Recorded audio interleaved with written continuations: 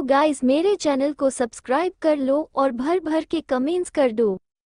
अपनी गर्म सांसें गीत के कान पर छोड़कर अभय बोला, गीत I want you I love you. गीत अभय के हाथों पर अपने हाथ रख देती है। अभय के हाथ धीरे धीरे गीत की शर्ट के बटन खोलने लगता है। गीत अपनी आंखें बंद कर अभय की उंगलियों को अपने बदन पर महसूस कर रही थी। गीत की सांसें है इस वक्त बहुत तेज चल रही थी, जिसकी वजह से उसका चेस्ट मूवमेंट कर रहा था। अभय गीत की शर्ट ओपन कर उतार देता है। शर्ट उतारने से पहले गीत उसे अपने हाथों से रोकने की कोशिश करती है, लेकिन उसकी कोशिश नाकाम होती है। गीत अपने दोनों हाथों से अपने चेस्ट को कवर कर लेती है और अपना सिर नीचे झुका लेती है। अभय के सामने गीत की क्लीन बैक थी। उसकी बैक के साइड पर स्किन की ही एक अजीब सी डिजाइन बनी थी। देखने में ऐसा लग रहा था जैसे किसी ने उसे किसी धारदार चाकू से या किसी नुकीली चीज से बनाया है। वो दिखने में ऐसी थी जैसे किसी कमल के फूल के चारों तरफ एक गोल घेरा बनाया गया है, जिसमें से बहुत सारी रेखाएं बाहर निकल रही थी। अभय उस निशान पर हाथ रखकर 2 बार घुमाकर गीत से बोला, ये तुम्हारी पीठ पर निशान कैसा है? ऐसा लगता है जैसे किसी ने तुम्हारे पीठ पर बहुत पहले बनाया था। गीत अभय की बात का जवाब देकर बोली, ये तो मुझे भी याद नहीं यह निशान मेरी पीठ पर कब बनाया गया था, लेकिन मेरी माँ ने मुझे ये जरूर बताया था कि वह निशान मुझे बचपन में किसी ओझा ने बनाया था। तुम्हारी माँ ने तुम्हें यह नहीं बताया कि तुम उस वक्त कितने साल की थी? अभय ने गीत से पूछा। हम उस वक्त शायद मैं 1.5 साल की थी, माँ ने मुझे यही कहा, गीत ने कहा। गीत की बात सुनकर अभय फिर से उसे निशान को देखता है और उस पर अपनी उंगलियां फेर कर मन में सोचने लगा, जब भी 1.5 साल की थी तब उसके पीठ पर यह निशाना बनाया गया था। उस वक्त उसे कितनी तकलीफ हुई होगी, वो कितना रोई होगी, कितना दर्द हुआ होगा, कितना चिल्लाई होगी। उस वक्त को सोचकर अभय का दिल जोरों से धड़कने लगा था, जिसकी आवाज गीत भी सुन सकती थी। अभय उस निशान को अपने होठों से चूम लेता है और पीछे से गीत को कसकर गले लगा लेता है। अभय का दिल इतना तेज धड़क रहा था कि उसकी धड़कन गीत के सीने से निकालकर बाहर आ रही थी। गीत अभय की बेचैनी को अच्छे से समझ पा रही थी। गीत पीछे पलटकर अभय को गले लगा कर बोली, उस वक्त मैं काफी छोटी थी तो मुझे याद नहीं मैं कितना रोई थी या मुझे कितना दर्द हुआ था। अभी तो बस मुझे ये याद है कि मेरे साथ एक बुद्धू सा लड़का शॉवर लेने की बोल रहा था और अब रोने लग रहा है। अभय गीत को अपने से एकदम से दूर करता है और उसकी आंखों में घूर कर बोला, किसने कहा मैं रो रहा हूँ? हाँ। अभय गीत को बाथरूम की दीवार से सटा देता है, उसकी आंखों को चूम लेता है। उसके पूरे चेहरे को चूमने के बाद अभय उसकी गर्दन पर आ जाता है। अभय गीत की गर्दन को चूमते हुए उसके शोल्डर को चूमने लगता है और एक हल्की सी वाइट भी कर लेता है। गीत की सिसकी निकल जाती है। अभय गीत से दूर होकर एक झटके से अपनी टी शर्ट निकाल कर फेंक देता है और गीत को अपने सीने से चिपक लेता है। अभय गीत के चेहरे को ऊपर करता है और उसके कांपते हुए होठों पर अपने होंठ रख देता है और सॉफ्टली गीत को किस करने लगता है। इस बार गीत भी अभय को किस का जवाब दे रही थी। अभय गीत के हाथों को अपने ब्रॉड चेस्ट पर रख लेता है और अपने हाथ गीत की पीठ पर जेंटल तरीके से चलाने लगता है, जिससे गीत को एक अजीब से गुदगुदी हो रही थी, साथ ही एक अजीब एहसास जन्म ले रहा था। गीत अपने पतले नर्म हाथ अभय के चेस्ट पर घुमाने लग जाती है, जिससे अभय की धड़कनों को थोड़ा सा आराम मिलता है। अभय गीत के होठों को छोड़ उसको गालों को किस करते हुए उसके ईयरलॉब तक पहुंच जाता है और उसके ईयरलॉब को शक कर उसे बाइट कर लेता है। गीत की सिसकी निकल जाती है। अभय उसके शोल्डर को बाइट कर उसकी नाक के नीचे आ जाता है और चूमने लगता है। गीत के पूरे बदन में सरसराहट होने लगती है। वो अपने आप को काबू रखने की बहुत कोशिश करती है। अभय के हाथ गीत की पीठ पर चलते चलते रुक जाते हैं। अभय गीत के छोटे कपड़े का हुक खोल देता है और उसको उतार कर नीचे जमीन पर पटक देता है। अभय की इस हरकत से गीत शॉक्ड हो जाती है। वो अपने हाथों से खुद को कवर करने की कोशिश करती है, लेकिन नाकाम रहती है। अभय उसके हाथों को पकड़ उसके सिर के ऊपर कर देता है और उसके बदन को बड़े प्यार से देखने लगता है। गीत अभय के चेहरे को देख एकदम खून की तरह लाल हो जाती है। उसकी बॉडी के रोए खड़े हो जाते हैं। गीत का पूरा बदन एकदम ही गर्म होने लगता है। अभय झुककर गीत के बदन की खुशबू लेता है, तो वही अभय के नजदीक आने पर गीत की सांसों में भी अभय की खुशबू समाने लगती है। अभय गीत के बदन को बेहताशा चूमने लगता है और अपने हाथ से सहलाने भी लगता है। गीत का कंट्रोल अब उसकी सिसकियों में बदल गया था। गीत बार बार अपने पैरों को रगड़ती और अपने होठों को काट रही थी। अभय उसके उभरे बदन पर अपनी किस के साथ बाइट भी कर रहा था। गीत अपना एक हाथ छुड़ाकर अभय के बालों में फेरने लगती है। गीत की सांस मेट्रो की रफ्तार से चल रही थी। उसकी सिसकियां पूरे बाथरूम में गूंज रही थी।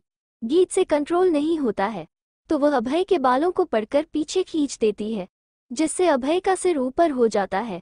गीत बेसब्र होकर अभय के होठों पर अपने होंठ रख देती है और उन्हें पैशनेटली किस करने लगती है और कसकर उसे अपनी बाहों में जकड़ लेती है। गीत के इस एक्शन से अभय बहुत खुश हो जाता है। उसके मन में चल रही वो बात मैं किसी और की अमानत हूँ अब गायब हो गया था। उसे पूरा यकीन हो गया था गीत उसे प्यार करती है, वो उसके अलावा किसी और के बारे में सोच भी नहीं सकती है। अभय सीधा खड़ा हो जाता है और गीत को अपनी गोद में उठाकर पूरे बाथरूम में गोल गोल घूम जाता है। अभय गीत से अपने होंठ छुड़ाकर उसके पूरे चेहरे को चूम कर बोला, गीत मुझे तुम्हारे मुंह से वो 3 मैजिकल वर्ड्स सुनने हैं। प्लीज मेरी जान एक बार मुझसे बोलो कि तुम भी मुझसे प्यार करती हो। गीत बोलो आई लव यू। गीत शर्मा कर अपना चेहरा नीचे कर लेती है। उसके गाल टमाटर से भी ज्यादा लाल हो चुके थे। गीत तुम मुझसे प्यार करती हो ना? अभय ने बेसब्र होकर पूछा। गीत शर्म के मारे जमीन के अंदर गड़ जाना चाहती थी, लेकिन फिर भी उसने अपने शर्माते हुए चेहरे को हाँ में खिला दिया।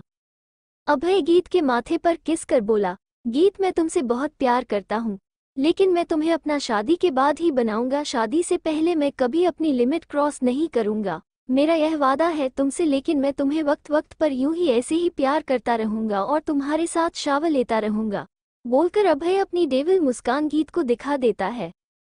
ये सुनकर गीत की आंखें और मुंह खुले के खुले रह जाते हैं। अभय गीत के खुले मुंह के अंदर अपने होठों से किस करता है और उसे अपनी गोद में उठाकर बाथ टब में नहाने के लिए ले जाता है। Night angel club. रिया मासूम सा चेहरा लेकर सैम से बोली, तुम मुझे ऐसे क्यों देख रहे हो? तुमने पहले कभी लड़की नहीं देखी है या फिर मेरे चेहरे पर कुछ लगा है? रिया अपने चेहरे पर हाथ लगाकर चेक करने लगती है। इसी बीच उसका चादर उसकी बॉडी से नीचे सरक जाता है। रिया ने कुछ भी पहना हुआ नहीं था। रिया के बदन पर सैम होठों के निशान थे। रिया के खुले गुलाबी बदन को देख सैम की आंखें बाहर आने को थी, क्योंकि सैम बहुत बड़ा बिजनेसमैन होने के बाद भी अभी तक एकदम ब्रह्मचारी बनकर रह रहा था। उसकी जिंदगी में लड़की तो छोड़ो, कोई भी फीमेल जानवर तक नहीं आया था। रिया सैम की शौक से हुई बड़ी बड़ी आंखों को देखकर बोली, तुम मुझे ऐसे क्यों देख रहे हो? मेरी बॉडी पर जितने भी निशान हैं ये सभी के सभी तुमने बनाए हैं और तुम्हें मेरी जिम्मेदारी लेनी होगी। मेरी जिंदगी में आज तक तुम्हारे अलावा कोई लड़का नहीं आया है, तुम मुझे इस्तेमाल करके नहीं जा सकते। रिया की बात सुनकर सैम अंदर से चौड़ा हुआ जा रहा था, क्योंकि रिया के बदन पर जितने भी निशान थे वो सब सैम ने दिए थे। इस बात की खुशी उसे संभाले से नहीं संभल रही थी। सैम डरते हुए रिया के बदन को छूता है। वो नर्म एहसास जब सैम के हाथों में आता है तो उसका मन रिया के होठों को चूम लेने का करता है, जो इस वक्त सुर्ख लाल पड़े हुए। सैम रिया से बोला, ये सब मैंने क्या है मतलब कि तुम्हारे साथ में? बड़ी ही मासूमियत से रिया अपनी गर्दन हाँ में खिला देती है। रिया की हाँ सुनते ही सैम उसे एक झटके से अपने ऊपर खींच लेता है। उसकी सॉफ्ट स्क्रीन का एहसास सैम को दीवाना बना रहा था। सैम बिना वक्त गवाए अपने होंठ रिया के होठों पर रख देता है और उन्हें पैशनेटली किस करने लग जाता है।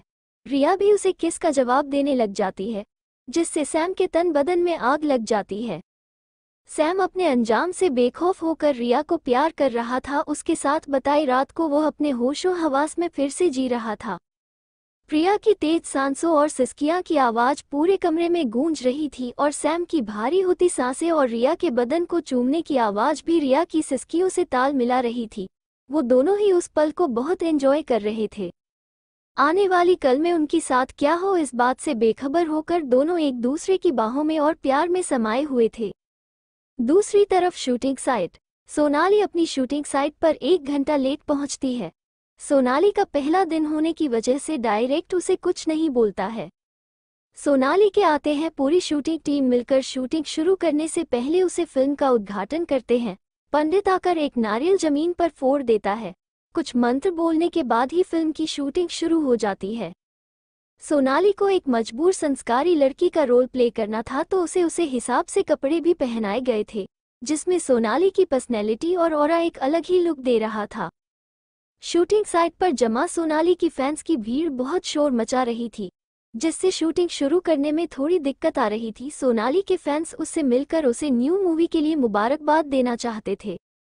अपने लिए फैंस का शोर सुनकर सोनाली खुशी से फूली नहीं समा रही थी, साथ ही वो अपने आप पर बहुत प्राउड फील करने लग जाती है। दूसरी तरफ राजवर्धन भी खुशी खुशी ऑफिस पहुंच जाता है। राजवर्धन ने अपने ऑफिस को लेकर बहुत सारे अरमान सजा रखे थे, जिसके चलते वो ख्वाबों की दुनिया में उड़ रहा था। उड़े भी क्यों ना, आखिरकार उसके बरसों की तमन्ना आज पूरी जो होने जा रही थी। सर्चवर्धन अपने ऑफिस के अंदर इंटर होता है। वह जैसे ही सीईओ की केबिन में जाने की कोशिश करता है, वहां जाकर रिसेप्शनिस्ट रोक कर बोली, सर यह आपका केबिन नहीं है, आपका केबिन 5th फ्लोर पर है। To be continue.